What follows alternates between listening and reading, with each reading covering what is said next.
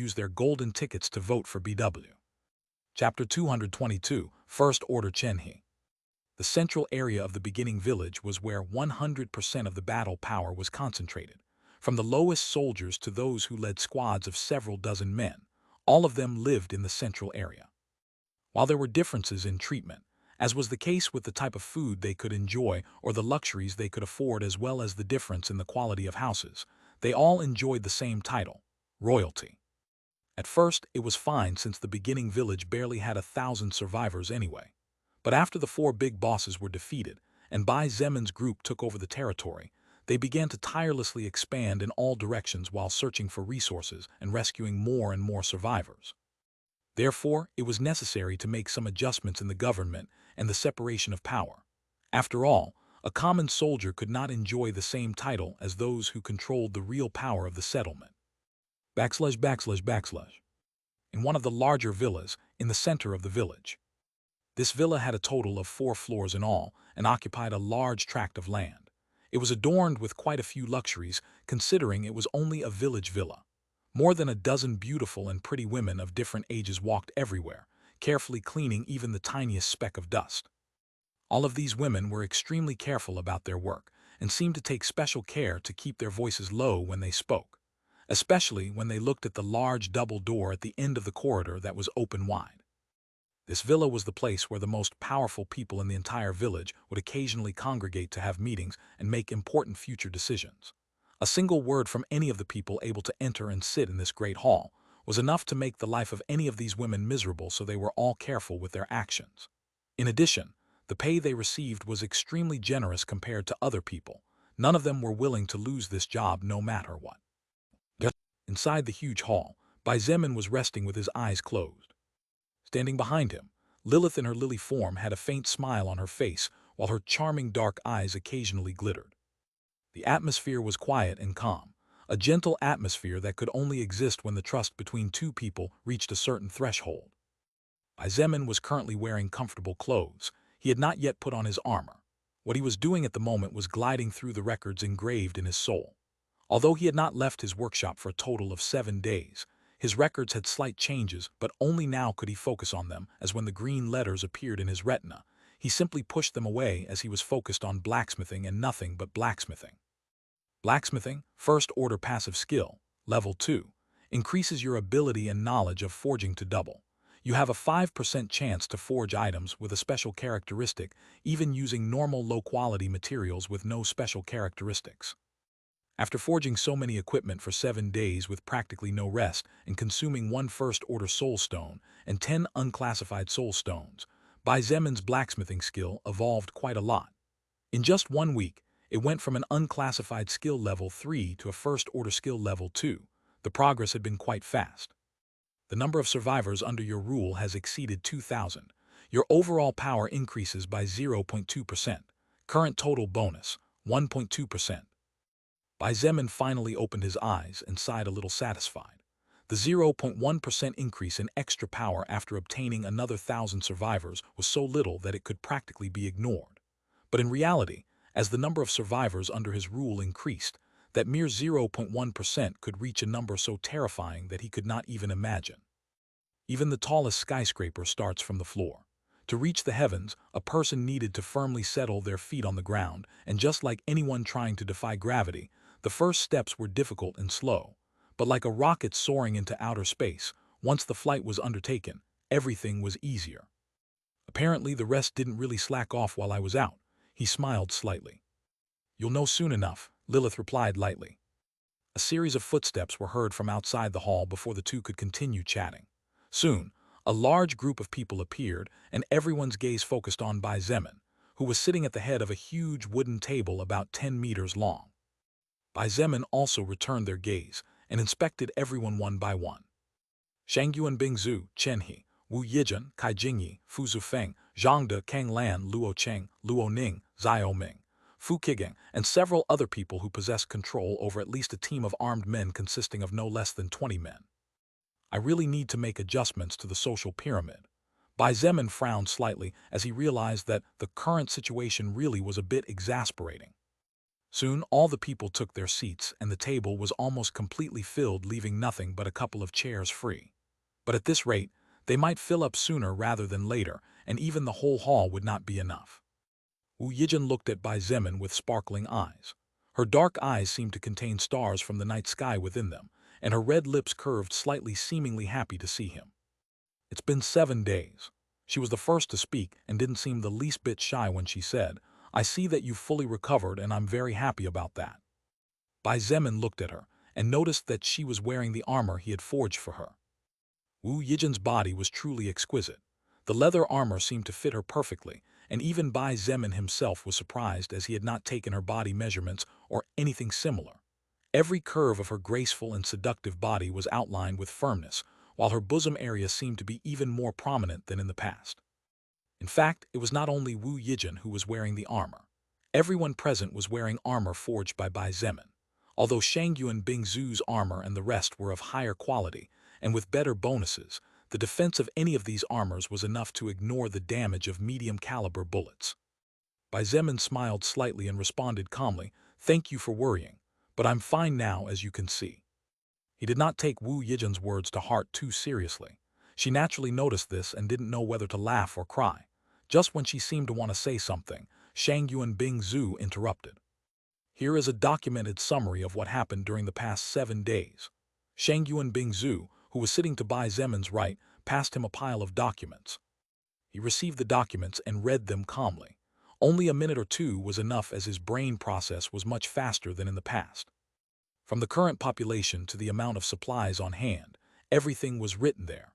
There was even a map marking the areas explored and an approximation of how long rations would last with current consumption. The person who had made these documents really did a wonderful job.